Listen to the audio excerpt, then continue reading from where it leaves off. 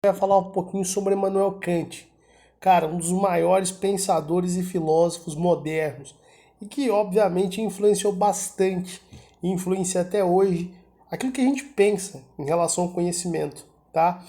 A teoria do Kant, ela é chamada, conhecida, né, por idealismo ou filosofia transcendental. Bora lá entender um pouquinho sobre o que pensava o Kant? Bom, Kant é um alemão que viveu entre 1724 e 1804, mas o Kant, apesar de viver, de ter vivido há mais de 200 anos, o pensamento dele é muito atual, né? E as ideias dele influenciaram bastante como a gente pensa, né, nos dias de hoje, tá? E para a gente poder entender o Kant, é necessário que a gente faça uma discussão, a gente recorde uma discussão que é uma das maiores discussões na filosofia, tá? O racionalismo versus o empirismo, né? Qual a melhor forma da gente poder entender a realidade? Para muitos, o racionalismo, né? Para Platão, para René Descartes, para Leibniz, é a doutrina filosófica que defende a razão como fundamento de todo o conhecimento possível. Inclusive os racionalistas, para a gente lembrar um pouquinho essa discussão, eles diziam que os sentidos, a experiência, ela atrapalha, ela pode enganar, né? E para que a gente tenha uma apreensão mais exata da realidade. Então, eles defendiam somente a razão pura, como uma forma de compreender, de entender a realidade. Então, eles enfatizam o papel da razão nesse processo de conhecimento, inclusive criticam bastante o uso dos sentidos, dizendo que os sentidos mais nos enganam do que nos ajudam a entender de fato como as coisas são. Já os empiristas, eles têm uma outra ideia, né? Os empiristas eles defendem, né?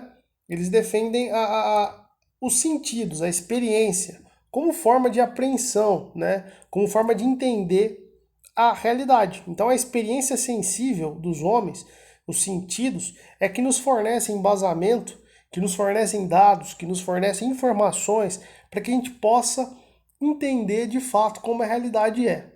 Beleza? Bom, mas e onde está o Kant nisso tudo, tá? Cara, o Kant ele vai propor uma ideia que vai tentar buscar uma síntese entre o racionalismo e o empirismo. Ele vai superar justamente essa dicotomia, né? A ideia do cara é justamente além dessa polarização entre empiristas e racionalistas. Ele vai dizer, olha, os dois têm coisas interessantes, né? E ele tenta propor um pensamento, o idealismo ou a filosofia transcendental, como você queira chamar, que tenta superar essa dicotomia, tá bom? Bom, e aí é muito legal a gente poder entender a teoria do Kant, né?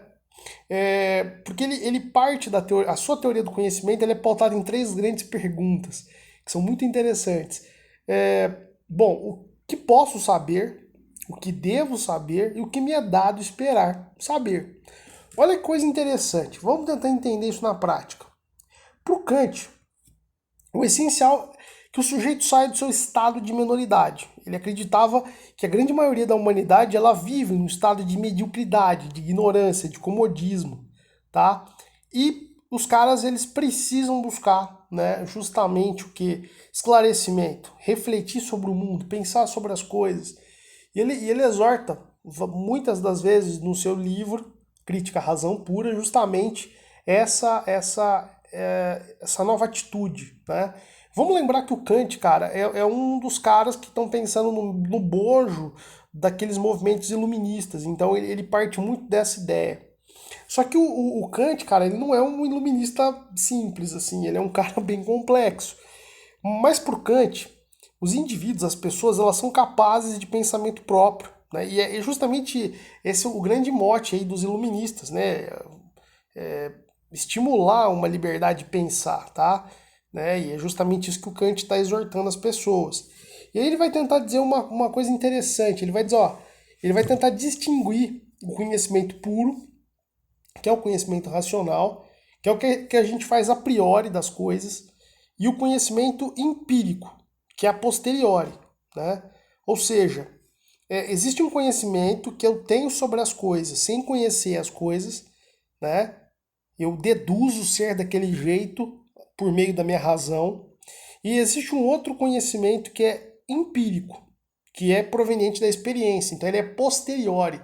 A partir do momento que eu experimentei, possivelmente o meu conhecimento a priori anterior, ele se alterou, tá? E ele tenta deixar isso muito claro, o Kant, que existe uma diferença entre esses dois conhecimentos. Eles não se anulam, né? Por Kant, na verdade, o conhecimento a posteriori e o conhecimento a posteriori, né, posterior, eles na verdade se complementam. Então, para ele, o racionalismo e o empirismo são concepções insuficientes, né, por si só, né? Então, ele afirma, o Kant, que apesar da origem do conhecimento ser a experiência, se alinhando aí com o empirismo, existem certas condições a priori, ou seja, antes, para que as impressões sensíveis se convertam em conhecimento, fazendo assim uma concessão ao racionalismo. Então ele vai dizer, olha, de fato o experimento, ele me fornece informações da realidade, precisas, mas as minhas concepções, né, e até os meus sentidos, eles são moldados, muitas das vezes, por uma concepção racional, né? Olha que coisa interessante. Vamos entender melhor. Então, para o Kant, uma parte do conhecimento vem da experiência, da matéria, e a outra parte vem da razão, a forma, né? Então, como assim? Ele vai dizer que a nossa percepção organiza o nosso conhecimento das coisas. Então, a percepção que eu tenho, tá? Que é um sentido, né? Ela organiza o nosso conhecimento das coisas. Por isso, todo objeto que eu vejo não são objetos em si. Olha que coisa interessante, tá? As coisas em si, mas sim a forma como esses objetos se apresentam para nós, como fenômeno.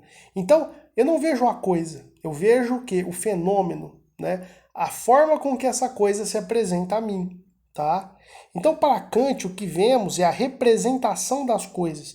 Isso é a minha razão, ó, atuando, né? Que atua na forma com que eu percebo. Então, para o Kant, existe uma diferença entre o fenômeno, que é aquilo, né, e a essência, né? O fenômeno é a forma com que eu conheço a realidade. Então, olha que coisa interessante. Para o Kant, né, é importante, vamos frisar aqui essa ideia, é importante sim a experiência, de fato. A experiência me fornece dados, subsídios, materialidade para que eu entenda a realidade e o objeto que eu estou estudando. Mas a razão, ela complementa, né, o empirismo, porque ela dá uma linha de condutória para que eu apresente conclusões das experiências que eu tive. É mais ou menos essa a ideia central que o Kant quer mostrar para a gente, beleza? Então o Kant, o que vocês precisam saber, né, a nível de ensino médio principalmente? Galera, o Kant é o cara que vai tentar superar a dicotomia entre empirismo e racionalismo. Ele coloca tanto o empirismo quanto o racionalismo como questões complementares, né? O conhecimento, ele é startado, ele é iniciado pelo experimento, pela sensação, e ele é concluído pelo raciocínio lógico, pela razão, beleza? Então a ciência moderna, ela se utiliza desses dois paralelos para fazer ciência. Tudo bem? Grande abraço a todos.